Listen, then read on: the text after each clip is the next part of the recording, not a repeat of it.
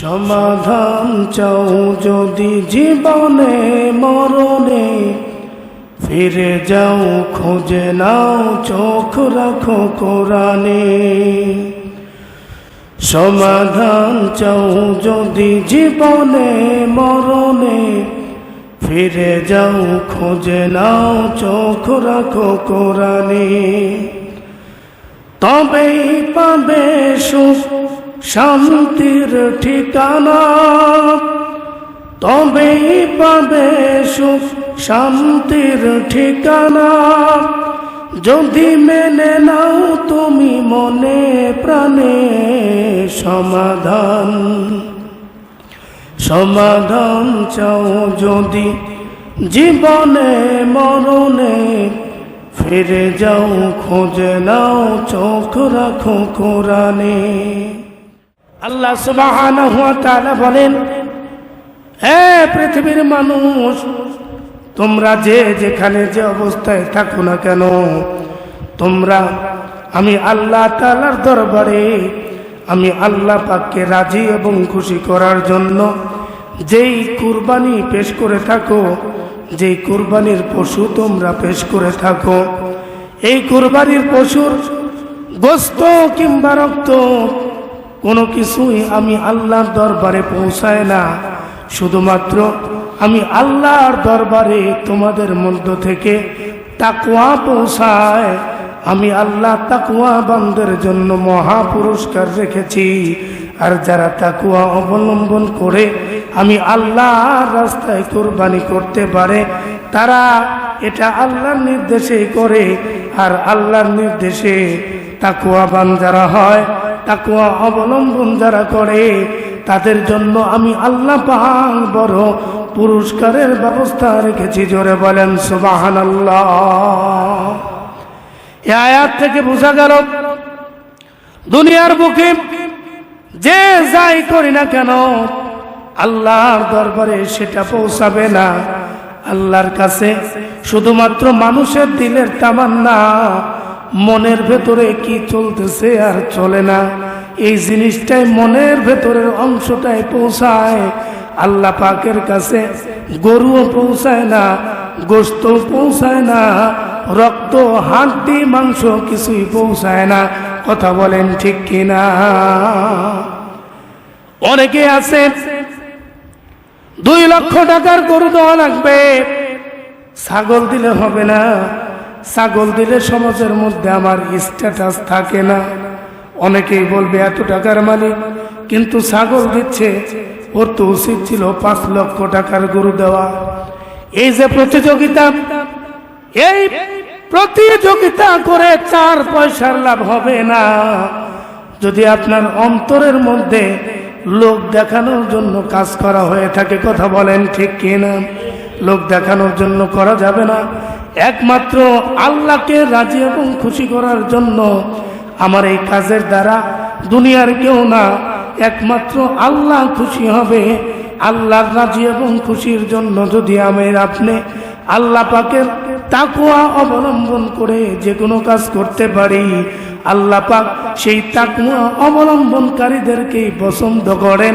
আর তাদের জন্য কিয়ামতের কঠিন ময়দানে বড় ধরনের সুসংবাদ রেখেছেন। জোরে বলেন সুবহানাল্লাহ। তাহলে বলেন তো, সামনে কুরবানি আসছে, আমরা যারা কুরবানি করব অবশ্যই আল্লাহ পাকের রাজি এবং খুশির জন্য করব। দুনিয়ার কোনো মানুষ দেখানোর জন্য করলে চলবে?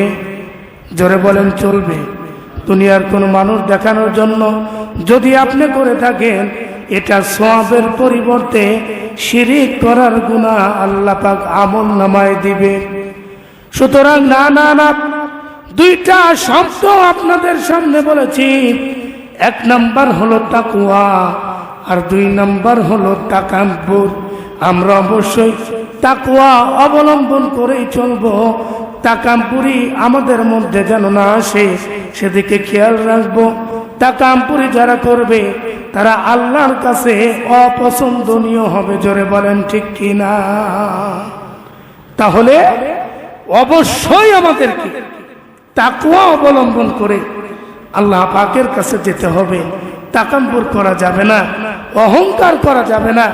লোক দেখানোর জন্য কোনো কাজ যদি আমরা করি সেটা আল্লাহর কাছে কবুল হবে না। তার কবুলের পরিবর্তে আল্লাহ পাক তার জন্য আমাদের আমলনামায় গুনাহ লিপিবদ্ধ করবেন।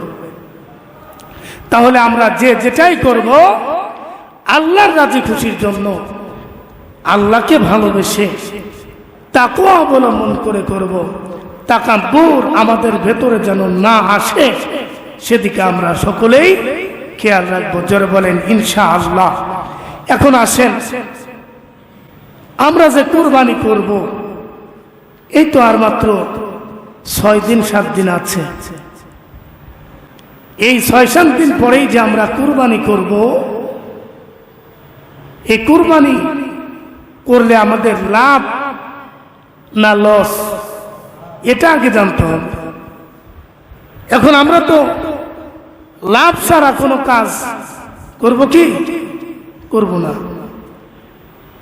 এখন লাভ ছাড়া যেহেতু কিছুই করব না, আল্লাহ পাক বলছেন, বান্দা আমি জানি তোরা কোন ক্যাটাগরির আর কোন কোয়ালিটির, এজন্য শুনে নে, তোদেরকে আজ থেকে 1450 বছর পূর্বে আমার রাসূলের, আমার হাবিবের, আমার বন্ধুর পবিত্র জবান দিয়ে তোদের লাভগুলো বর্ণনা করে দিয়েছি।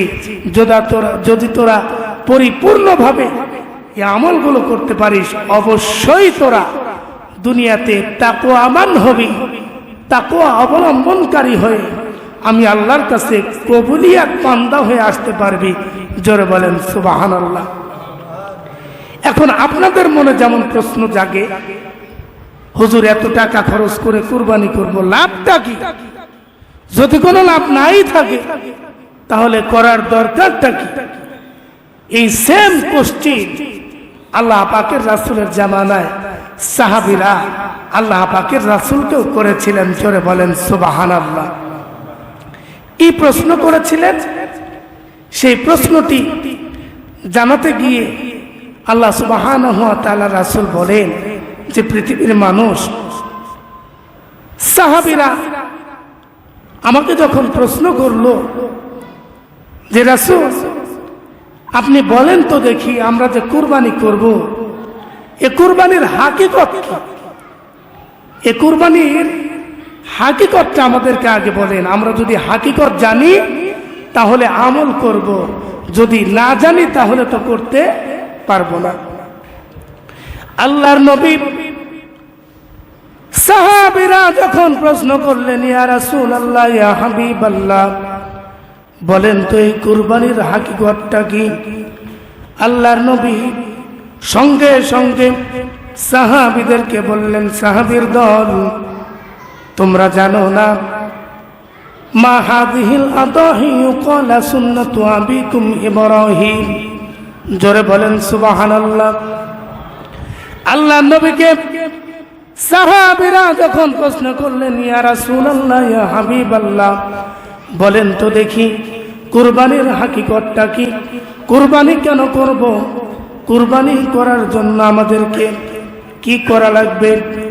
আল্লাহর নবী সঙ্গে সঙ্গে বললেন, ক্বালা সুন্নাতু আবিকুম ইব্রাহিম আলাইহিস সালাম। জোরে বলেন সুবহানাল্লাহ। আল্লাহর নবী সঙ্গে সঙ্গে সাহাবীদেরকে বললেন, সাহাবীর দল, কুরবানি এটা তেমন কোনো যেমন তেমন বললেই চলবে না।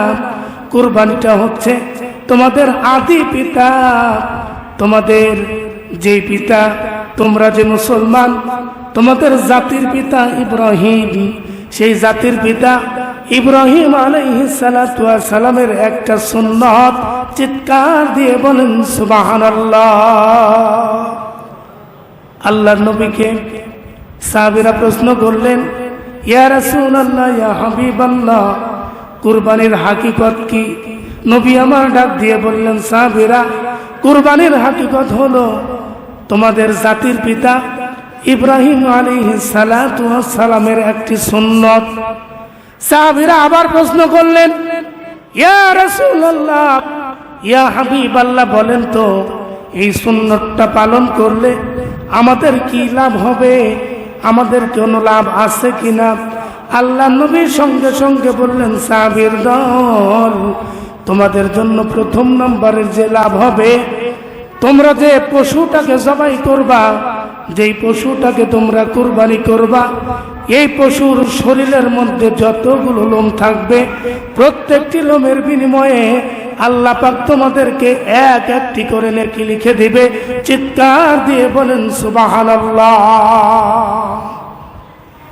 আল্লাহ নবীর সাহাবীরা, প্রশ্ন তখনও শেষ হয় নাই, আল্লাহ নবীকে আবারও প্রশ্ন করলেন, ইয়া রাসূলুল্লাহ, গরু আর মহিষের ভেতরে যেই পরিমাণ লোম তাদের শরীরে দেখা যায়, এর চাইতে ছাগল আর দুম্বা আর ভেড়ার শরীরে লোম অনেক বেশি থাকে।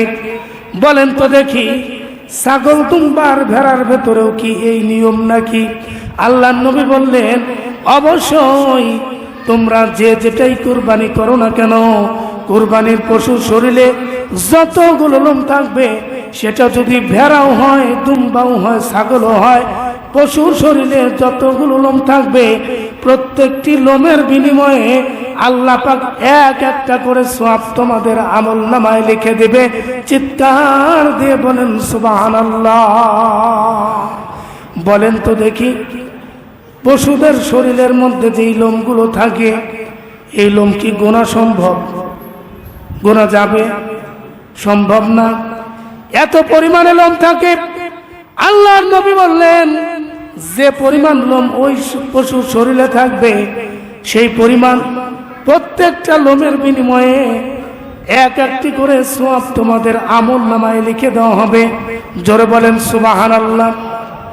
আল্লাহর নবী আবারও বললেন, ও ফাতেমা, তুমি আমার মেয়ে, তুমি যে কুরবানি করবা, তুমি কি জানো এ কুরবানি করলে তোমার দ্বারা কি লাভ হবে? আল্লাহ নবী বললেন, বাবা, আপনি না জানাইলে তো আমি জানতে পারবো না। আল্লাহ নবী সঙ্গে সঙ্গে ফাতেমাকে ডাক দিলেন আর বললেন, ফাতেমা, তুমি যখন কুরবানির পশুটাকে জবাই করবা, ওই কুরবানির জবাইকৃত পশুর রক্ত জমিনে পড়বার পূর্বেই আল্লাহ পাক পূর্ববর্তী 1 বছরের গুনাহ তোমার আমলনামা থেকে মুছে দিবে, মাফ করে দিবেন। জোরে বলেন সুবহানাল্লাহ। আর 2 নম্বরে, ওই পশুটার রক্ত এবং লোম এবং খুর, এই সমস্ত জিনিস সহ কালকের কিয়ামতের কঠিন ময়দানে ওই কুরবানির পশুটা হাজির হয়ে যাবে। আল্লাহকে বলবে, আল্লাহ, তোমার বান্দা আমাকে তাকওয়া অবলম্বন করে কুরবানি করেছিল, আজকে আমরা তার সাক্ষী হিসেবে দাঁড়িয়ে যাচ্ছি। অবশ্যই যতক্ষণ পর্যন্ত তোমার বান্দার জান্নাতের ফয়সালা না দিবা, ততক্ষণ পর্যন্ত আমরা তোমার সামনে থেকে যাব না। আল্লাহ পাক তাদের সুপারিশকে কবুল করে হতে পারে আমাদের জান্নাতের ফয়সালা করে দিতে পারে। চিৎকার দিয়ে বলেন সুবহানাল্লাহ। তাহলে জানতে পারলাম, কুরবানি করলে একটা দুইটা না, অনেকগুলো লাভ। তার মধ্যে বিশেষ লাভ সেটা হচ্ছে যারা তাকওয়া অবলম্বন করে কুরবানি করবে, কুরবানি জবাই করার সময় কুরবানির পশুর প্রথম একটা ফোঁটা রক্ত জমিনে পড়ে যাওয়ার আগেই আল্লাহ পাক ওই কুরবানি দাতার পূর্ববর্তী জীবনের 1 বছরের সমস্ত গুনাহ আল্লাহ পাক মাফ করে দিবেন। জোরে বলেন সুবহানাল্লাহ। 2 নম্বরে আল্লাহ পাক বলেন, ওই পশুর শরীরে যত লোম থাকবে, প্রত্যেকটি লোমের বিনিময়ে আমি আল্লাহ পাক এক একটি করে নেকি বান্দার আমলনামায় লিখে দেব। জোরে বলেন সুবহানাল্লাহ। যারা তাকওয়া অবলম্বন করে কুরবানি করবে, কুরবানি জবাই করার সময় কুরবানির পশুর প্রথম একটা ফোঁটা রক্ত জমিনে পড়ে যাওয়ার আগেই আল্লাহ পাক ওই কুরবানি দাতার পূর্ববর্তী জীবনের 1 বছরের সমস্ত গুনাহ আল্লাহ পাক মাফ করে দিবেন। জোরে বলেন সুবহানাল্লাহ। 2 নম্বরে আল্লাহ পাক বলেন, ওই পশুর শরীরে যত লোম থাকবে প্রত্যেকটি লোমের বিনিময়ে আমি আল্লাহ পাক এক একটি করে নেকি বান্দার আমল নামায় লিখে দেবো। জোরে বলেন সুবহানাল্লাহ। এখন শব্দ আছে দুইটা, আমি আপনাদের সামনে বলেছি তাকওয়া। কি বলেছি? তাকওয়া। একই রকম শুনতে আরেকটি শব্দ আছে, সেটি হচ্ছে তাকাব্বুর। কি? তাকাব্বুর। তাকওয়া এটা আল্লাহর ভয়। কার ভয়? দুনিয়াতে কোন মানুষ বলেন, কোন বস্তু বলেন, যাই বলেন না কেন, এই সমস্ত কোনো কিছুর ভয় আপনার করার প্রয়োজন নাই। শুধুমাত্র কলিজার ভেতরে, অন্তরের ভেতরে ভয় রাখতে হবে। যার আওয়াজ করে বলেন তিনি কে? আল্লাহর ভয় রাখতে হবে। এবং আরেকটা শব্দ বলেছি তাকাব্বুর। এই তাকাব্বুর শব্দের অর্থ হচ্ছে অহংকার। কি? অহংকার। অহংকার করা যাবে না। ভুলে কোন সময়ের জন্য অহংকার করা যাবে না। কেন করা যাবে না? আল্লাহ পাক বলেন অহংকার এটা একমাত্র আমি আল্লাহর জন্য মানায়। অহংকার আমি আল্লাহ পাকের চাদর। যে ব্যক্তি দুনিয়াতে অহংকার করলো, দাম্ভিকতা নিয়ে চললো, সে ব্যক্তি যেন আমি আল্লাহ পাকের চাদর ধরে টানাটানি করলো। যেরকম নাউজুবিল্লাহ। তাহলে অহংকার কার চাদর? আল্লাহর চাদর। এগুলো মাথায় রাখতে হবে। অহংকার আল্লাহর চাদর। অহংকার একমাত্র আল্লাহর জন্যই মানায়। যদি কোনো ব্যক্তি এই অহংকার করে, দাম্ভিকতা নিয়ে চলে, আল্লাহ পাক বলেন সে যেন অহংকার করলো না, আমি আল্লাহ পাকের চাদর ধরে সে যেন টানাটানি করলো। যেরকম নাউজুবিল্লাহ। আল্লাহ পাক সে তাকাব্বুর মুক্ত, অহংকার মুক্ত জীবন থেকে বেরিয়ে আমাদেরকে তাকওয়া যুক্ত জীবন গড়বার তৌফিক দান করেন। জোরে বলেন আমিন। এখন এই ওয়াজ শুনে আমাদের দেশে তো চালাক মানুষের সংখ্যা বেশি, বোকা মানুষ কি আছে? যে বোকা সেও নিজেকে সবার চাইতে বেশি চালাক মনে করে। বাস্তব না অবাস্তব? যে ব্যক্তি বোকা, নির্বোধ, সেও মনে করে দুনিয়াতে আমি সবার চাইতে বেশি চালাক, আমার চাইতে বড় চালাক আর কেউ নাই। কিভাবে? এক পুলিশ চোরকে ধরছে, তো প্রচন্ড বাতাস, বাতাসের ঠেলায় পুলিশের মাথায় যে ক্যাপ থাকে, এই ক্যাপ উড়ে চলে গেছে। বাতাসে ক্যাপ উড়িয়ে নিয়ে গেছে। এখন চোর বলতেছে, স্যার আমাকে আপনি হ্যান্ডকাপ লাগিয়ে ধরে নিয়ে যাচ্ছেন, আমি আপনার পাশে থাকা অবস্থায় বাতাস এসে আপনার হেলমেট উড়িয়ে নিয়ে গেল।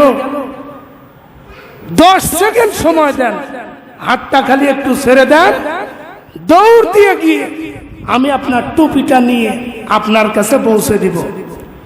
পুলিশ বলতেছে, বেটা বেয়াদব, আমাকে কি তোর বোকা মনে হয়? আমি তোকে হাতটা ছেড়ে দিব টুপি আনার কথা বলে, তুই তো দৌড় দিয়ে পালিয়ে যাবি, তোকে তো আর পাবো না। দরকার নাই, তুই এখানে দাঁড়িয়ে থাক, টুপি আমি গিয়ে নিয়ে আসতেছি। কথা কি বুঝলেন? আসামিকে বলতেছে তুই এখানে দাঁড়িয়ে থাক, টুপি আমি গিয়ে নিয়ে আসছি।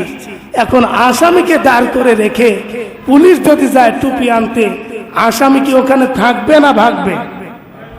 চোর মনে করছে পুলিশের চাইতে আমি বেশি চালাক, আর পুলিশ মনে করছে তোকে ধরে হাজতে নিয়ে যাচ্ছি, তুই আমার চাইতে বেশি চালাক দাবি করবি, হবে না। সুতরাং তুই দাঁড়িয়ে থাক, টুপি আমি নিয়ে আসি।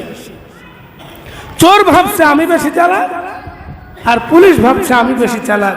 আমাদের অবস্থাও তাই, আমরা ভাবছি আমাদের চাইতে চালাক আর বোধহয় কেউ নাই, কিন্তু আমরাই সর্বোচ্চ নির্বোধ। এ ব্যাপারে আমাদের কারো কোনো খেয়াল নাই। তো জুমার দিনে হুজুরের মুখে এত সওয়াবের বর্ণনা শুনে একজন ব্যক্তি মনে মনে চিন্তা করতেছে, আর্থিক অবস্থাও ভালো না, কুরবানিও তো দিতে পারবো না, কি করা যায়? রাত্রি গভীর বালিশে শুয়ে শুয়ে চিন্তা করছে, হুজুর যে বর্ণনা দিয়েছেন আমার পাথরের মতো মন নরম হয়ে গেছে, যা নিয়াত করে ফেললাম, চুরি করে হলেও একটা কুরবানি এই বছর দিব। কি করে দিবে? চুরি করে। এখন রাত্রি গভীর, উনি যাচ্ছে চুরি করার জন্য। তো মসজিদের ইমাম সাহেব তিনি রাত্রিবেলা তাহাজ্জুদ পড়বেন, উঠেছেন ওযু করার জন্য। উঠে দেখে যে গভীর রাতে একজন ব্যক্তি কুরবানির আগ মুহূর্তে গরু রশি ধরে টেনে টেনে নিয়ে যাচ্ছে। জিজ্ঞাসা করেছে, ভাই এত রাত্রে গরু কোথায় থেকে নিয়ে আসছেন? চোরটা ডাক দিয়ে বলতেছেন, হুজুর আস্তে কথা বলেন, লোকজন শুনবে।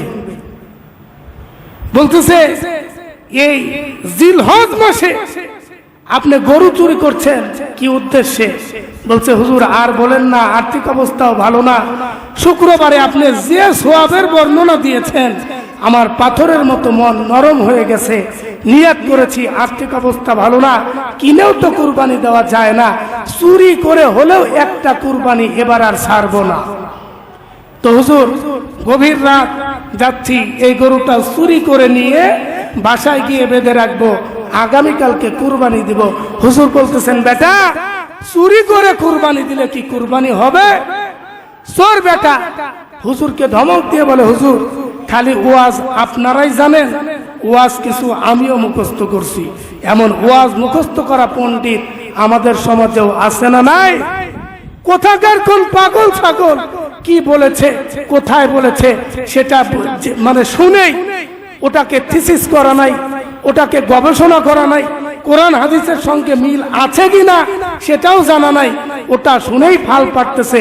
এমন ফাল পাড়া পাবলিক আমাদের বাংলাদেশে সংখ্যা কম না বেশি? চোর বলতেছে, হুজুর আমিও কিছু ওয়াজ পারি। তো কি ওয়াজ পারো? বলতেছে, হুজুর আমি চিন্তা করে দেখলাম, আমি এই যে চুরি করে নিয়ে যাচ্ছি এর দ্বারা গুনাহ হবে একটা, আর আমি যখন এটা কুরবানি দিব প্রত্যেকটি লোমের বিনিময়ে সওয়াব হবে একটা করে। তো আমি চিন্তা করে দেখলাম, কুরবানি করার সওয়াব আর চুরি করার গুনাহ দুইটা দিয়ে কাটাকাটি, মাঝখান থেকে আমি গোশত খাবো ফাও। নিয়ত যদি এমন হয় আর টাকা যদি হারাম হয়, সওয়াব তো দূরের কথা, আবার সওয়াব আর গুনাহ কাটাকাটি তো দূরের কথা, কুরবানি তো হবে না, সওয়াব আসবে কোত্থেকে? কথা কোন ঠিক কিনা? তে এমন ভাবে নিজেকে চালাক মনে করে কুরবানি করলেই হবে না, কুরবানির জন্য কিছু শর্ত আছে। এই শর্তগুলো মেনে আল্লাহ পাক আমাদেরকে কুরবানি করার তৌফিক দান করেন। জোরে বলেন আমিন। পরিশেষে একটা কথা বলে আলোচনা ইতি টানছি। আজকে আমার বাংলাদেশের যে ভয়াবহ পরিস্থিতি, আমরা কোন যুগে আছি এদিকে খেয়াল করতে হবে। 3 বছরের বাচ্চা থেকে 80 বছরের বুড়ি পর্যন্ত আমাদের হাত থেকে, ধর্ষণের হাত থেকে রেহাই পাচ্ছে। 20 তারিখের ঘটনা, গতকালকের আগের দিন বুধবার ঢাকার পল্লবীতে রামেসা নামক একটা মেয়েকে, 7 বছরের একটা শিশু, 2য় শ্রেণীর একটা ছাত্রীকে একজন ধর্ষক ধর্ষণ করে তার মাথাটাকে কেটে আলাদা করে, বডি থেকে আলাদা করে তার অঙ্গ প্রত্যঙ্গগুলো টুকরো টুকরো করার প্ল্যান করেছিলেন। সবেমাত্র গলাটা কেটেছে, আর অঙ্গ প্রত্যঙ্গ কাটার পূর্বেই লোকজন সেখানে গিয়ে হাজির হয়েছে, যার কারণে পুরোটা টুকরো টুকরো করা তার দ্বারা সম্ভব হয়নি।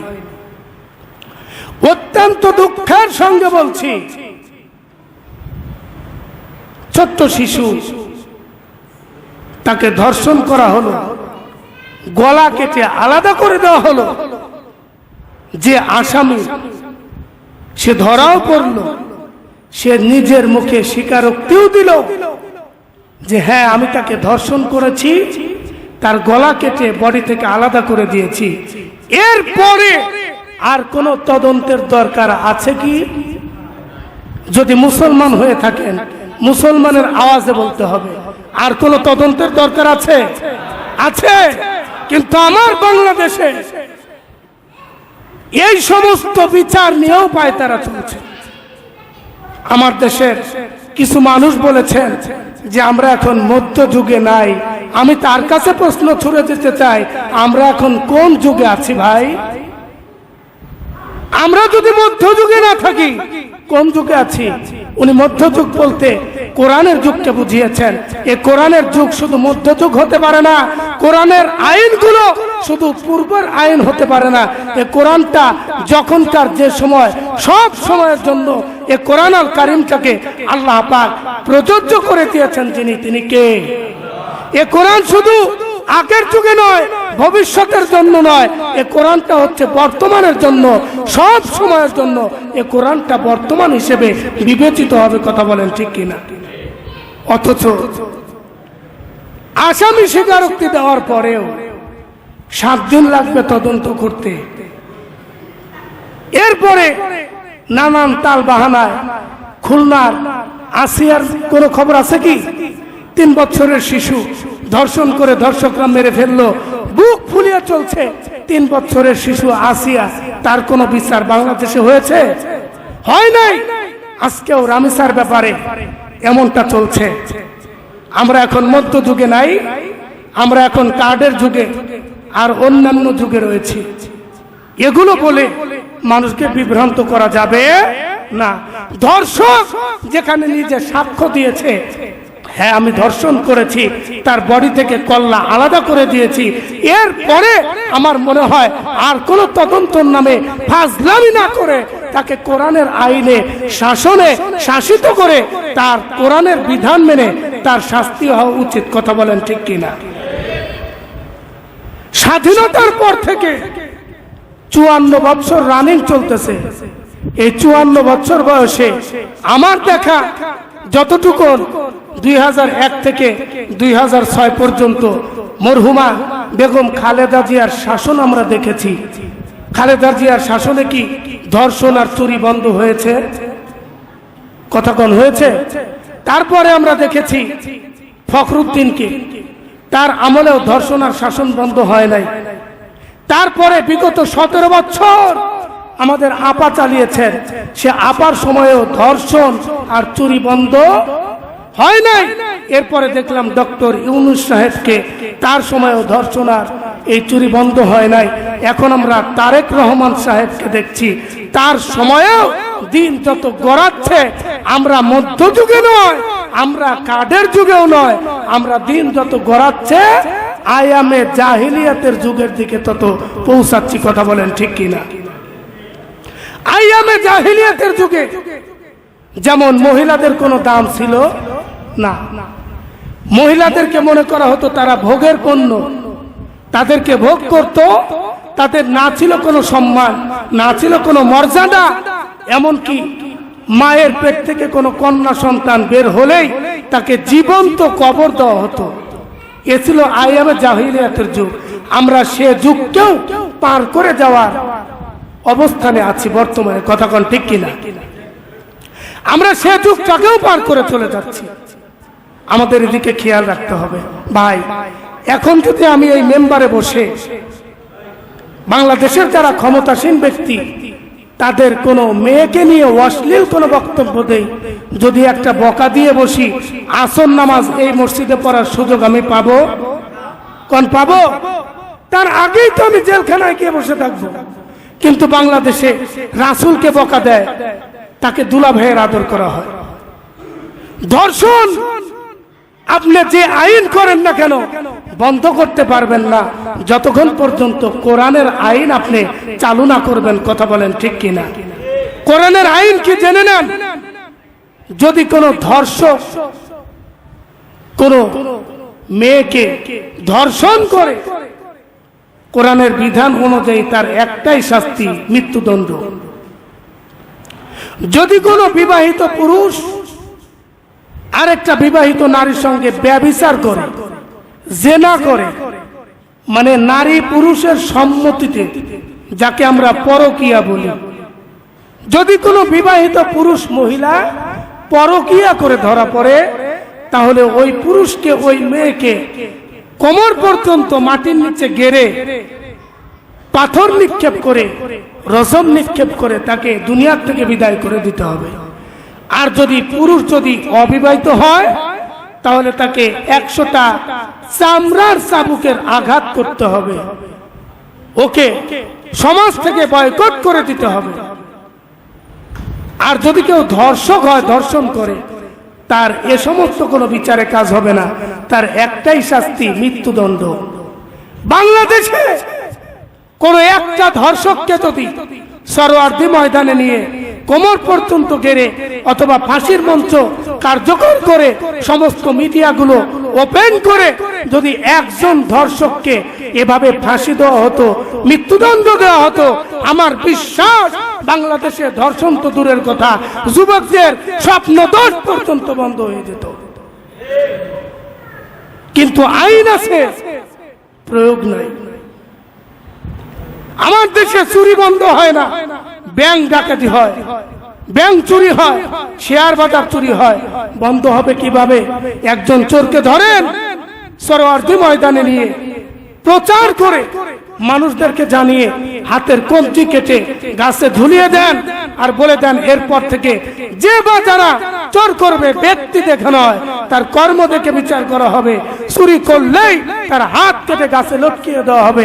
আমার মনে হয় এই বাংলাদেশে চুরি বন্ধ হতে কোনো সময় লাগবে না। অচিরেই 3 জন চোরকে শাস্তি দিতে পারলেই অচিরেই এই চুরি, জেনা, ব্যভিচার সব কিছু বন্ধ হয়ে যাবে। কথা কোন ঠিক কিনা? আল্লাহ পাক এই সমস্ত জিনিসগুলো বাংলাদেশে কায়েম ও দায়েম করে দেন। জোরে বলেন আমিন। আজকে ছোট্ট শিশুর বাচ্চা, তার বাবা কাঁদছে আর বলছে, আপনারা আমার মেয়ের বিচার করতে পারবেন না, আপনারা পারবেন না, আমার মেয়ের বিচার হবে না, আমি আমার মেয়ে চাই না, বিচার চাই না, কিছুই চাই না। মানুষ কতটুকু ক্ষোভ ভেতরে জমা হলে এমন ধরনের কথা বলতে পারে? আমি অনুরোধ করব, আজকে আপনাদের যদি কোনো মেয়ে হতো, আমার তো মনে হয় না এই সময়গুলো লাগতো। যে কোনো কলা কৌশলে আসামিকে জনতার হাতে ছেড়ে দিয়ে লাত্তি গুতা খাইয়েই আপনারা মেরে ফেলতেন। এ সমস্ত বৈষম্যগুলো বাদ দিতে হবে। আইন সবার জন্য সমান।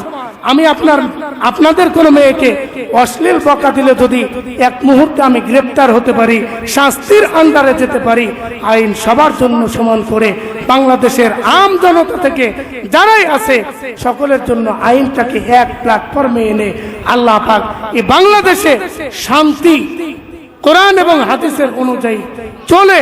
আল্লাহ পাক যেন বাংলাদেশটাকে শান্তির একটা দেশ হিসাবে কবুল করে। জোরে বলেন আমিন।